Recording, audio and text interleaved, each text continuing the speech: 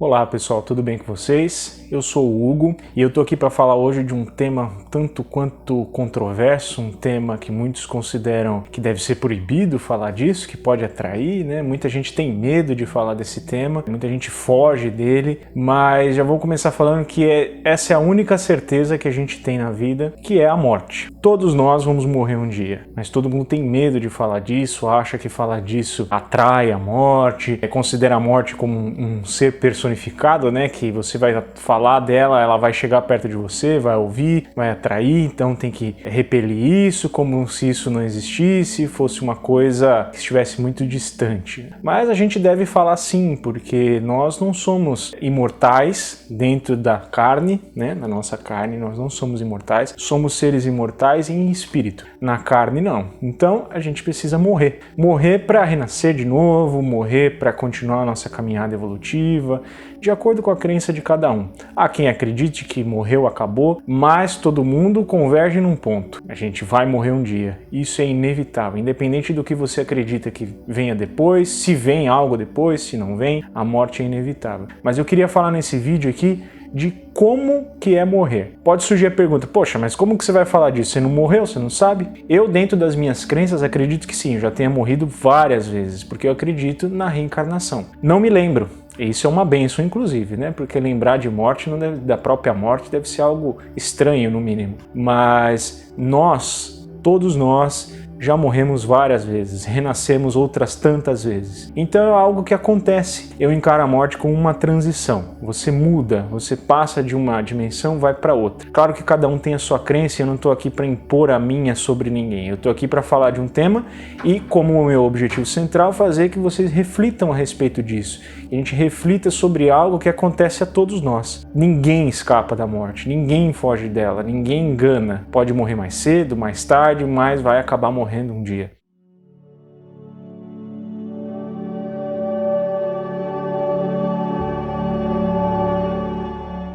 Vamos começar falando a respeito da vida e de como a nossa vida conduz para o jeito que a gente vai morrer. Então, resumindo assim, num ponto fundamental. Se eu fui bom, eu vou ter uma morte boa. Se eu for ruim, eu vou ter uma morte ruim. Isso se encaixa bem, mas assim, não é algo preto no branco, tá? Porque cada caso é um caso, cada um vai ter um jeito de morrer. Nós, antes de encarnarmos, a gente escolhe, define como que vai ser, faz um planejamento da nossa vida na carne.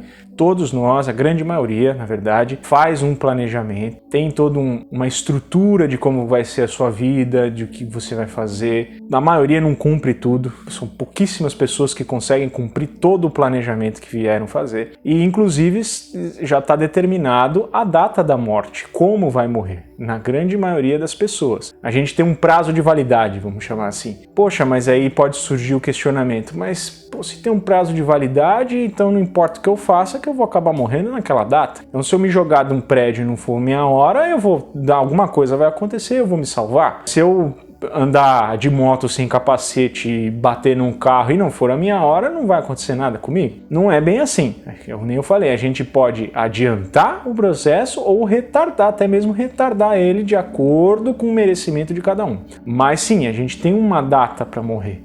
Mas não quer dizer que as minhas atitudes negativas com o meu próprio corpo, por exemplo, consumindo drogas, bebendo excessivamente, fumando, comendo de forma desordenada, entendeu?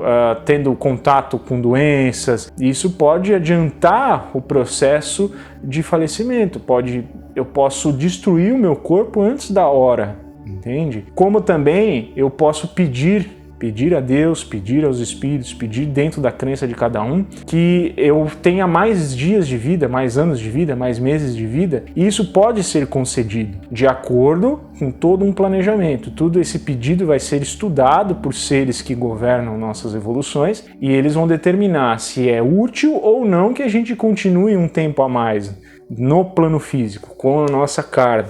Se nós pedimos para estender o nosso prazo, por exemplo, eu vou citar um exemplo aqui para ilustrar melhor o que eu estou falando.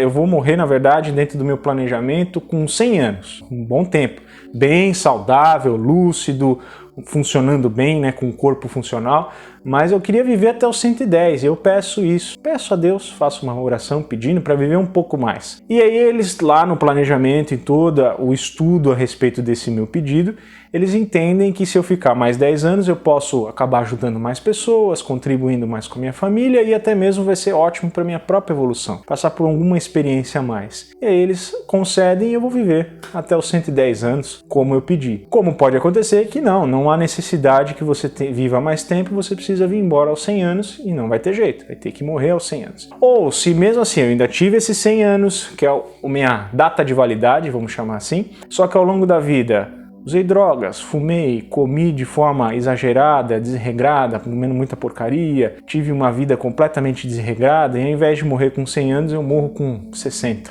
Eu consegui diminuir meu tempo de vida, porque eu castiguei meu corpo de uma forma, e a minha mente, consequentemente, que eu reduzi o meu tempo de vida na carne. Por mais que eu tivesse uma data de validade, uma data para morrer com 100 anos, eu acabei trazendo isso para antes, devido às minhas escolhas. Nada é fatal, tá? Não quer dizer que se eu vou morrer com 100 anos, eu posso pular de um prédio sem paraquedas que vai estar tudo. Não, eu vou estar adiantando a minha morte, né? Então, e responsabilidade total minha. Ninguém tem responsabilidade com isso, eu fiz a escolha. Então nós temos o poder sobre o tempo de nossa vida, um poder limitado, mas temos. Então o propósito central de eu estar falando aqui com vocês é como que é morrer. Para a gente entender isso, nós temos que buscar em literaturas mais espiritualistas, onde há a crença de que quem morre consegue voltar e se comunicar. Quem não tem essa crença vai ter dificuldade de entender isso.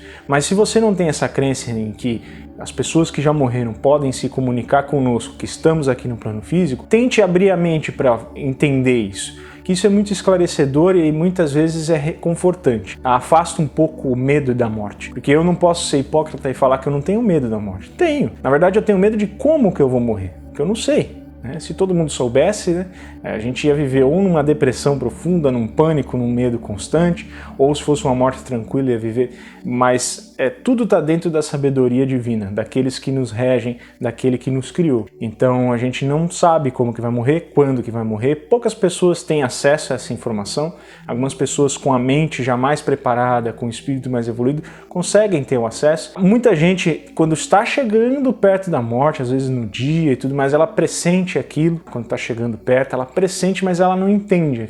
Às vezes surge um medo ou um sentimento estranho, que acontece também. Mas falando de como que é a morte. Como eu falei no começo, depende de como que você foi em vida. Isso é muito dependente. Então, se eu fui uma pessoa ruim, maldosa, egoísta, passei os outros para trás, não me ajustei, muito pelo contrário, usava das minhas capacidades, por exemplo, intelectuais para passar os outros para trás, para tirar vantagem, fiquei apegado aos bens materiais, vai ter uma morte difícil. Vai ter uma morte dura, dolorosa, porque há quem acredita que a morte é algo que vai doer. Para esse tipo de pessoa, assim, vai ser algo bem desagradável, não importa como que seja, dormindo, tendo um infarto, sofrendo um acidente, ficando doente, não importa, vai ser algo bem doloroso. Agora, para quem tentou se corrigir ao longo da vida, tentou ser cordial, fraterno com os outros, entendeu que a fraternidade é o caminho do bem-estar comum, pensava no seu semelhante, agia com o seu semelhante conforme gostaria que agissem com você, essa pessoa vai ter uma morte muito mais tranquila. Pode ser até uma morte considerada violenta, por exemplo, um acidente de carro, mas por ela ter ganhado mérito ao longo da vida devido às suas ações, às atitudes que teve para consigo mesmo e com o próximo, essa pessoa vai ter o merecimento, num provável acidente de carro, que é onde ela vai desencarnar, ela seja retirada antes da batida, frações de segundo antes, mais rápido do que um piscar de olhos, removida do corpo ali, então ela não sente absolutamente nada, é como se tivesse dormido. Há relatos de pessoas que desencarnaram e conseguiram, através da faculdade mediúnica de pessoas encarnadas, passar a sensação da morte. Pessoas bondosas relatam que a melhor sensação que ela já sentiu é uma sensação de liberdade, um livramento, como se tivesse tirado correntes, pesos de si próprio e sido liberto. Então é a melhor sensação, descrito dessa forma, como a melhor sensação que existe. Como também há relatos de pessoas que tiveram um desencarne difícil devido às suas atitudes ruins enquanto encarnados, e falou que foi a pior sensação que já sentiu, porque sentia devido, por exemplo, eu vou citar um exemplo de pessoas muito apegadas à matéria. Quando eu falo assim, é o extremo, tá, gente? Apegados à própria vaidade, à aparência física, mas aquele apego quase doentio,